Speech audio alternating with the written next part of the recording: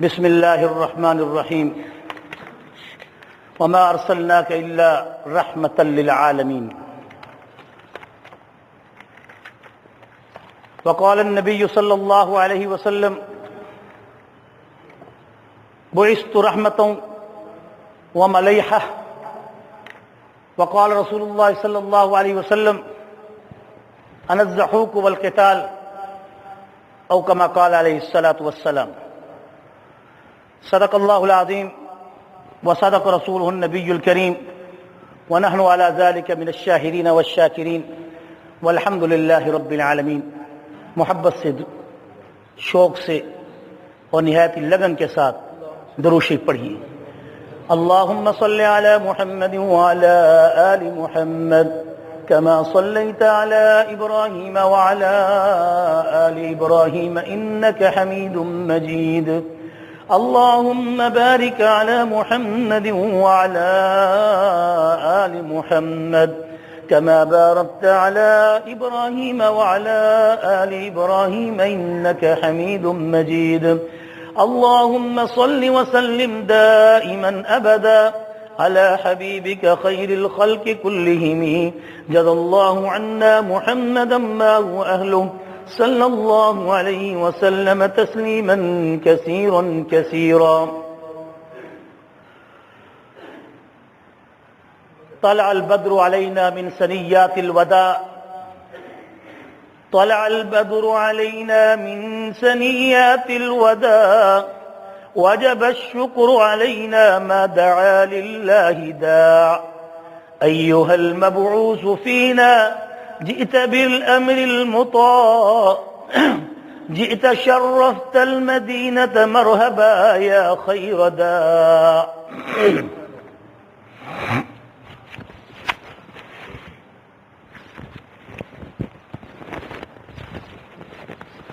نہایت واجب الاحترام عزیزان کرام، عزیز بھائی اور دوستو، اللہ تبارک و تعالیٰ سے دعا ہے کہ رب تعالیٰ کی ذات اقدس اس عاجز کو جو آیت کریمہ آپ کے سامنے تلاوت کی اور جو حدیث طیبہ آپ کے سامنے پڑھی نہایت سہل انداز سے بیان کرنے کی اور اس کے بعد سنانے کے بعد ہم سب کو عمل کی توفیق نصیب فرمائے۔ آج کے جمعۃ المبارک کے اردو خطبے کا عنوان محبوب کریم صلی اللہ علیہ وسلم بحیثیت رحمت للعالمین۔ میں اس لفظ کے ساتھ مزید تھوڑا سا اور بھی اضافہ کروں گا، بحقیقت رحمت للعالمین۔ حضور نبی کریم صلی اللہ علیہ وسلم بحقیقت رحمت للعالمین، اس لیے کہ اللہ تعالیٰ نے جہاں اپنے نام کے ساتھ رب العالمین لقب رکھا ہے، اور عالم کا کوئی مفرد نہیں، عالم ایک ایسا جمع کا لفظ ہے کہ عربی زبان میں اس کا مفرد نہیں، اور ایسے ہی رحمت بھی ایسا مفرد ہے کہ جس میں پھر کوئی اور میرے محبوب کے اس نام میں کوئی شریک نہیں۔ اللہ رب العالمین ہے تو محبوب کریم محمد الرسول اللہ صلی اللہ علیہ وسلم رحمت للعالمین ہے۔ اور وما ارسلناک الا کافۃ للناس بشیرا ونذیرا وداعیا الی اللہ باذنہ وسراجا منیرا وبشر المؤمنین۔ اللہ اکبر، یہ سب سے بڑی بشارت ہے مومنوں کے لیے کہ ہم نے محبوب کریم محمد مصطفیٰ صلی اللہ علیہ وسلم کو رحمت مجسم بنا کر بھیجا ہے، مجسم رحمت بنا کر بھیجا ہے۔ یاد رکھیے میرے عزیز بھائیو اور دوستو، فخر کائنات سید المرسلین خاتم النبیین محمد الرسول اللہ صلی اللہ علیہ وسلم کی ذات مقدس اللہ تعالیٰ کی شان رحمت کا عکس ہے۔ اس پر بڑی تفصیل سے میں کئی خطبے پڑھا چکا ہوں، کئی خطبے سنا چکا ہوں۔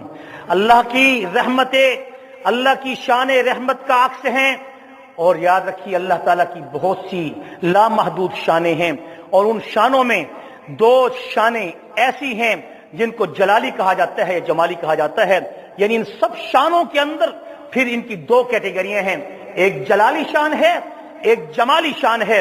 جہاں جمالی شان ہے تو جمالی شانوں کا سرچشمہ اللہ کی رحمت ہے، اور جلالی شانوں کا سرچشمہ قہر و غضب ہے۔ گویا دو شانیں اللہ کی ہوئیں، ایک شان رحمت ہوئی اور ایک شان غضب ہوئی. یاد رکھا کریں ان باتوں کو, بڑا آخر میں نتیجہ بڑا زبردست نکلے گا. اللہ تعالیٰ کی کتنی شانیں ہیں؟ 2 شانیں ہیں, ایک شان رحمت اور ایک شان غضب. اب اللہ تبارک و تعالیٰ نے جب اپنی شان رحمت کا اظہار کرنا چاہا تو وہ شان رحمت اللہ نے محبوب کریم محمد الرسول اللہ صلی اللہ علیہ وسلم پر رحمت للعالمین بنا کر اس کا اظہار کیا.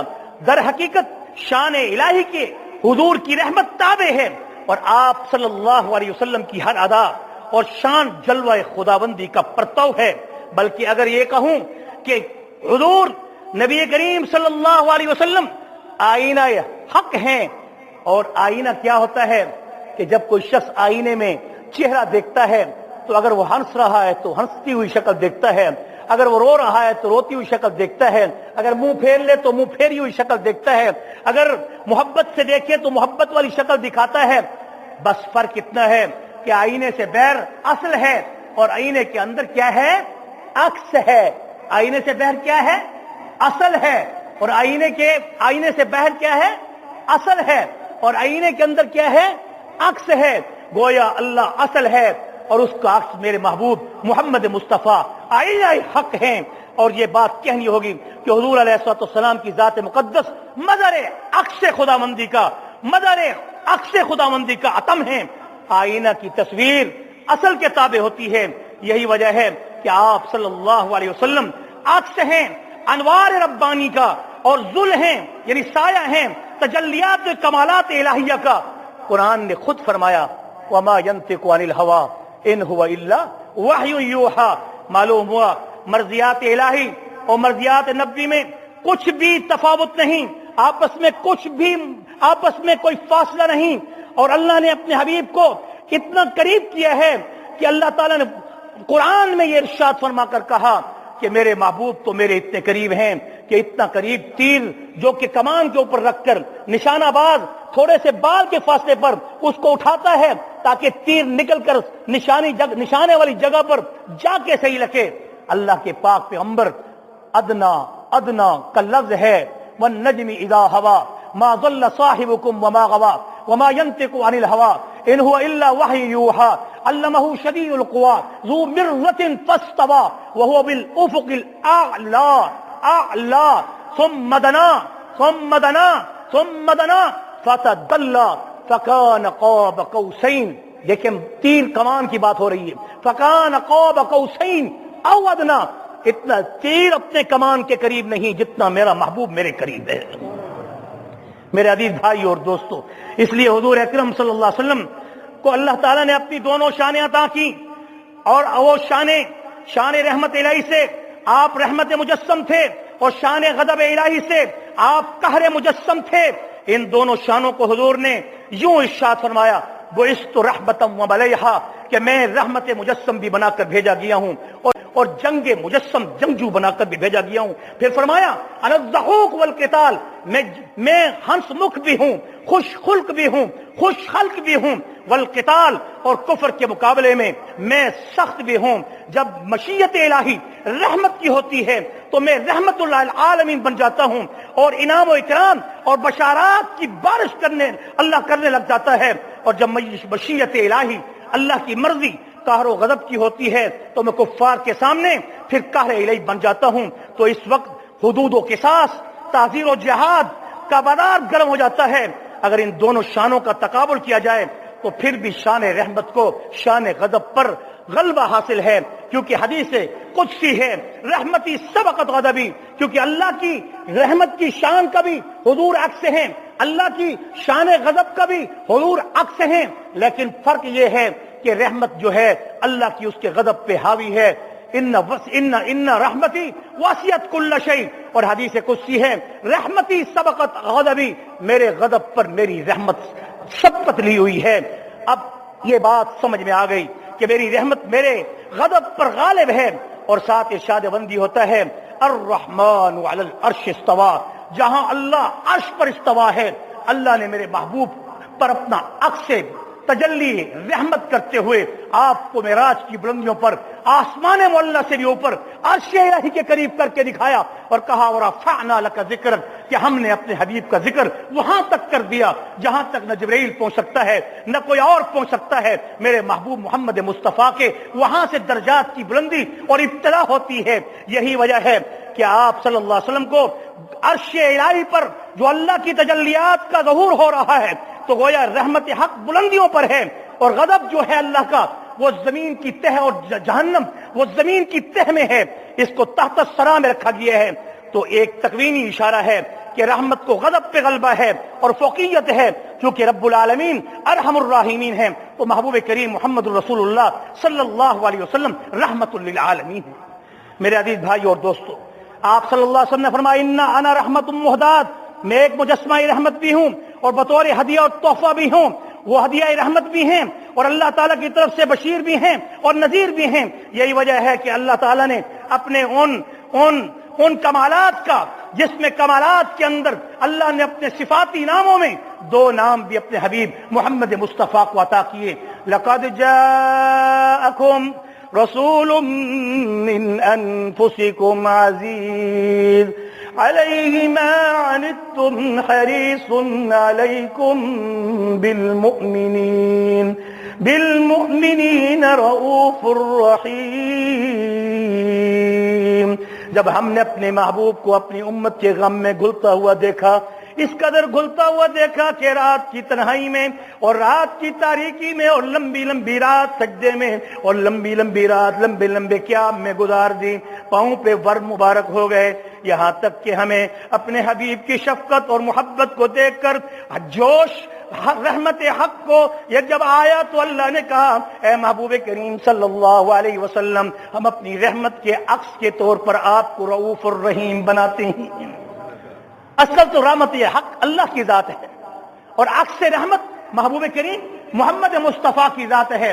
आइए कुछ दो चार वाकयात अगर इस थोड़े से वक्त में आपको गोश गुजार कराऊं, अल्लाह से दुआ है कि वो आपको समझ में भी आए और फिर उस पर अमल की भी हमें अल्लाह तौफीक नसीब फरमाए। मेरे अजीज भाई और दोस्तों, जिस वक्त आप सल्लल्लाहु अलैहि वसल्लम हिजरत के मौका पर मक्का को छोड़कर 53 साल जिंदगी आपकी मक्का की गलियों और बाजारों और कूचों पहाड़ों में जहां कहीं भी सबसे ज्यादा आपके कदम रंजा मक्का की सरजमीन पर हुए, जब आप इस अपने घर आबाई को उन कुफ्फारे मक्का और मुशरिकीन मक्का की तरफ से तंग आने के बाद आपने हिजरत का इरादा किया, तो उस वक्त उस्मान बिन तलहा और शैबी ये दो भाई थे। उस्मान भी तलहा का बेटा है और शैबी भी तलहा का बेटा है। उस्मान और शैबी दोनों क्या थे? आपस में भाई थे। उस्मान बिन तलहा बड़ा भाई था, इसलिए चाबी उसके पास थी और बैतुल्लाह के दरवाजे पे वो चौखटे दरवाजा बैतुल्लाह पर बैठा हुआ विराजमान था।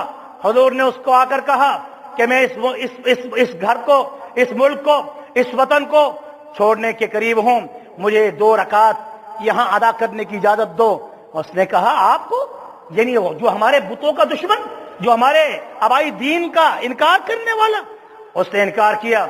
आपने फिर लिजाजत से, फिर मिन्नत और समाजत से उसे कहा कि सबको इजाजत होती है, मैं भी यहाँ का बासी हूं, मुझे भी इजाजत दे दो ताकि बैतुल्लाह की मोहब्बत जो मेरे दिल में है, जो समंदरों मनो मैं गम के पहाड़ अपने ऊपर लाद के इस मक्का को छोड़ रहा हूं, कोई आसान काम नहीं मेरे भाइयों, अपने आबाई वतन को छोड़ना, और वो भी कुफ्फार मक्का की और अपनों की तंग और तकलीफ की वजह से। तो उस वक्त आपकी आंखों में क्या होगा, आंसू भी, और आपके दिल में क्या होगा, गमों के अंबार भी। यहां तक कि उसने फिर इनकार किया। आपको थोड़ा सा जलाल आया, अल्लाह का अक्स जलाल उस पर आया। यहां तक कि आपने फरमाया कि ऐ शैबी, जहां आज तू बैठा है वहां कल मैं यहां बैठा हुआ होऊंगा, और जहां मैं खड़ा हूं तू यहां खड़ा हुआ होगा, तो उस वक्त तेरा क्या हाल होगा। उस उस्मान बिन तलहा को क्या मालूम कि ये अल्फाज मेरे महबूब मोहम्मद मुस्तफा के अल्फाज तो मेरे महबूब के हैं, मगर ये कलाम और असर मेरे अल्लाह का है। लेकिन उसने फिर भी इनकार कर दिया, और इस हाल में आप सल्लल्लाहु अलैहि वसल्लम रोते हुए मक्का को छोड़कर मदीनतुल मुनव्वरा में दाखिल हो गए।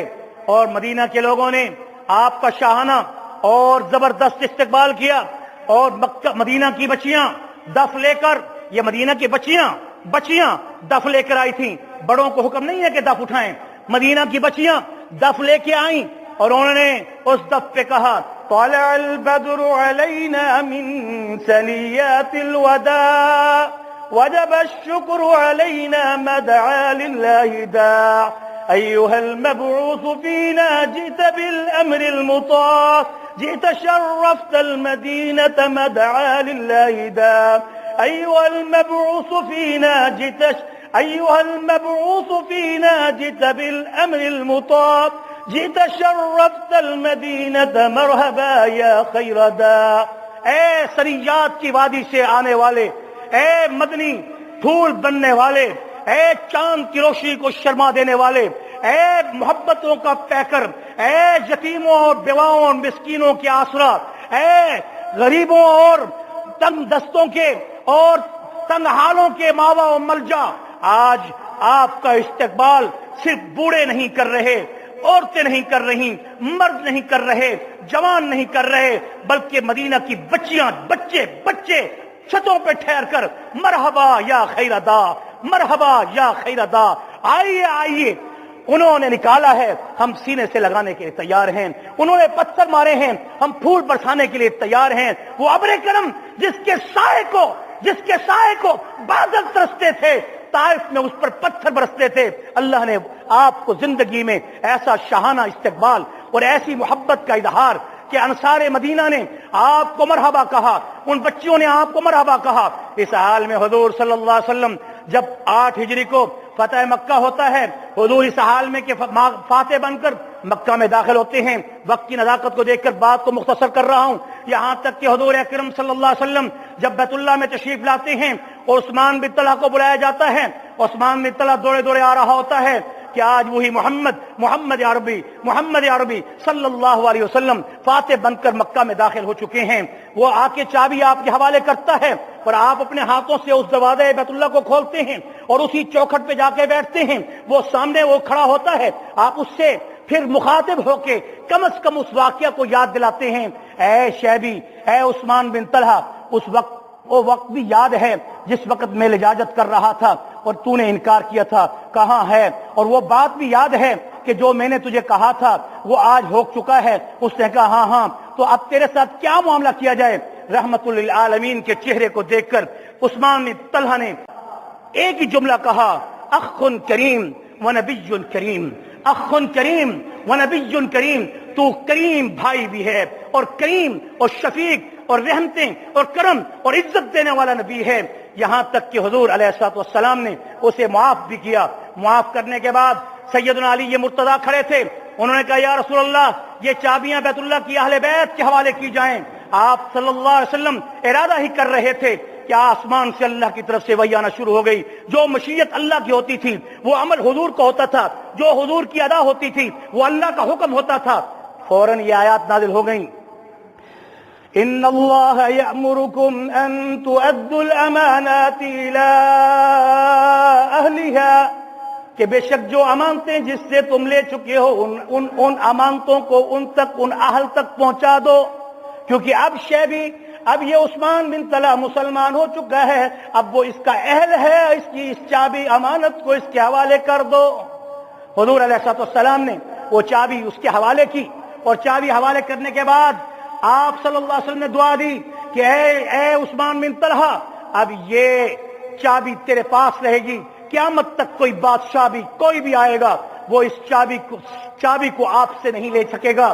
یہی وجہ ہے کہ عثمان بن طلحہ کی اولاد نہیں تھی، لا ولد تھے، ان کی اولاد نہیں تھی، تو انہوں نے پھر اس کے بعد ان کی وفات کے بعد ان کے خاندان میں ان کے بھائی شیبی کو یہ چابی دی گئی، اور وہ شیبی عثمان بن طلحہ کا کیا تھا؟ بھائی تھا۔ اور اس حال میں کہ شیبی کو جب یہ چابی مرحمت ہو گئی تو بعد میں جب یزید کی حکومت آئی اس نے اس چابی کو حاصل کرنا چاہا مگر تالا نہ کھل سکا، چابی مجبوراً شیبی خاندان کو دینی پڑی۔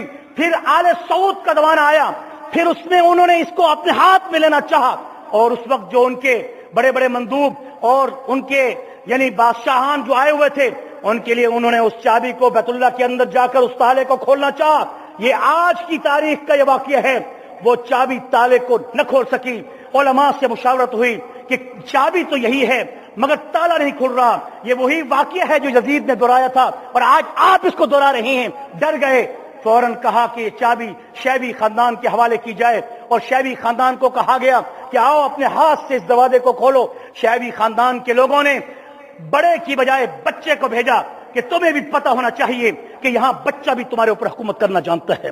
جب تم قرآن و سنت کے خلاف ہو جاؤ گے, اللہ اور اس کے رسول کے خلاف ہو جاؤ گے اور تم عیاش ہو جاؤ گے, جب تم بے حیا ہو جاؤ گے, جب تم بت پرستوں کے اعلی کار ہو جاؤ گے, تب یہودیوں اور نصرانیوں کے ایجنٹ ہو جاؤ گے, اس وقت اللہ تعالیٰ تمہاری حکومت کو بھی تحس نحس کر دے گا. یہ وقت ایسا ہی لگ رہا ہے. یہاں تک کہ حضور اکرم صلی اللہ علیہ وسلم کی وہ دی ہوئی چابی ایک شیبی خاندان کا بچہ لے کے آتا ہے اور آ کر دروازے کو کھولتا ہے. جب تک وہ کھولتا نہیں اس وقت تک تالا نہیں کھلتا. جب کھلتا ہے تو سب سے پہلے وہ بچہ اندر داخل ہوتا ہے, پھر بادشاہان اس میں داخل ہوتے ہیں. یہ میرے محبوب محمد مصطفیٰ کی کرم نوازی دیکھیے کہ آج تک وہ چابی شیبی خاندان کے پاس موجود ہے. ایک دوسرا واقعہ بھی اب زیادہ ہوگی. ایک دوسرا واقعہ مختصر سن لیں. اکرمہ بن جہل یہ حضور اکرم صلی اللہ علیہ وسلم کے بڑے دشمن ابو جہل کا بیٹا ہے. جب فاتح مکہ بن کر حضور مکہ میں آئے تو اس کے بعد ان کی بیوی ام حکیم حضور کے پاس آئی اور کہا یا رسول اللہ صلی اللہ علیہ وسلم میں تو ایمان لا چکی ہوں مگر وہ ایمان نہیں لایا. اب وہ خودکشی کے لیے سمندر کی طرف رخ کر کے جا رہا ہے, رحم کیجئے, اسے معاف کر دیجئے. حضور رحمت للعالمین تھے, آپ نے کہا میں نے اسے معاف کر دیا. اس کی بیوی نے کہا یا رسول اللہ میں کیسے اس کو یقین دلاؤں گی کہ حضور نے معاف کر دیا, آپ تو آپ کے ازلی دشمن کا بیٹا ہے. کہا اچھا یہ میری پگڑی لو, اس کے پاس لے جاؤ. وہ پگڑی لے کے حضور کی اس کی طرف دوڑتی ہے, اس کو بلاتی اور ٹھہراتی ہے, یہاں تک کہ وہ ٹھہر جاتا ہے اور کہتا ہے کس لیے بلا رہی ہو؟ کہا حضور نے معاف کر دیا. کہا حضور نے کیسے معاف کیا, کوئی گواہی بھی ہے؟ کہا یہ پگڑی ہے حضور کی, دیکھ لو. بس وہ پگڑی کا دیکھنا ہی تھا, رحمت حق نے موج مارا, اس کے دل کے اندر نور آیا, وہ دوڑتا ہوا حضور کی خدمت میں آیا. یہاں تک کہ حضور علیہ الصلوۃ والسلام نے اس سے پوچھا اکرمہ کیا چاہتے ہو؟ کہا مجھے 1 مہینہ دیا جائے, میں سوچ لوں کہ ایمان لاؤں کہ نہ لاؤں. آپ نے فرمایا تجھے اختیار ہے, 3 مہینے لے لو. بس یہ کہنا تھا. اس کے اوپر اور زیادہ اثر پڑا, فوراً کلمہ قبول کر لیا اور ایمان سے مشرف ہو کر مسلمان ہو گیا. حضور نے فرمایا خیال کرنا اکرمہ جب بھی ہماری مجلس میں آئے ابو جہل کے بارے میں برے الفاظ نہ کہنا, وہ اس کا باپ ہے, اس کے دل کو نہ دکھانا کہ وہ ازلی دشمن ہے. یہاں تک کہ عمر فاروق رضی اللہ تعالیٰ عنہ کے زمانے میں آپ صلی اللہ علیہ وسلم کے یہ صحابی اکرمہ جنگ یرموک میں شہید ہوتے ہیں, اور جنگ یرموک میں جب شہید ہوتے ہیں خالد بن ولید کے یعنی گود میں ان کا سر ہوتا ہے اور بے ہوشی کی حالت میں ہوتے ہیں. خالد بن ولید پانی کے چھینٹے دیتے ہیں, آنکھ کھلتی ہے اور آواز زبان سے کہتے ہیں کہ اے خالد میرا پیغام امیر المؤمنین عمر فاروق کو پہنچا دینا کہ ایک مجلس تھی جس میں آپ نے میرے اوپر مذاق کیا تھا اور میں نے حضور سے یہ کہا تھا کہ میرے لیے شہادت کی دعا کرو, تو آپ نے کہا تو کیا شہادت کی دعا کرتا ہے, تیرا باپ تو دشمن اسلام تھا, تجھے کیسے شہادت مل سکتی ہے. کہا آج جنگ یرموک میں شہید بن کے جا رہا ہوں, میرا پیغام عمر فاروق کو پہنچا دینا کہ گواہ رہنا کہ میں شہادت کا درجہ پا کے حضور کی دعا کا مصداق ہو کے جنت میں پہنچ رہا ہوں اور حضور سے ملاقات کا شرف حاصل کر رہا ہوں. دعا کریں کہ اللہ تعالی ہم سب کو جذبہ شہادت کے ساتھ, جذبہ جہاد کے ساتھ ملک اور قوم اور اسلام کے لیے ہم سب کو تن من دھن کی اور حضور کی ختم نبوت کے لیے ہم سب کو ہمارے بچوں کو اللہ تعالیٰ اپنی بارگاہ میں قبول و مقبول فرمائے. وآخر دعوانا ان الحمد للہ رب العالمین.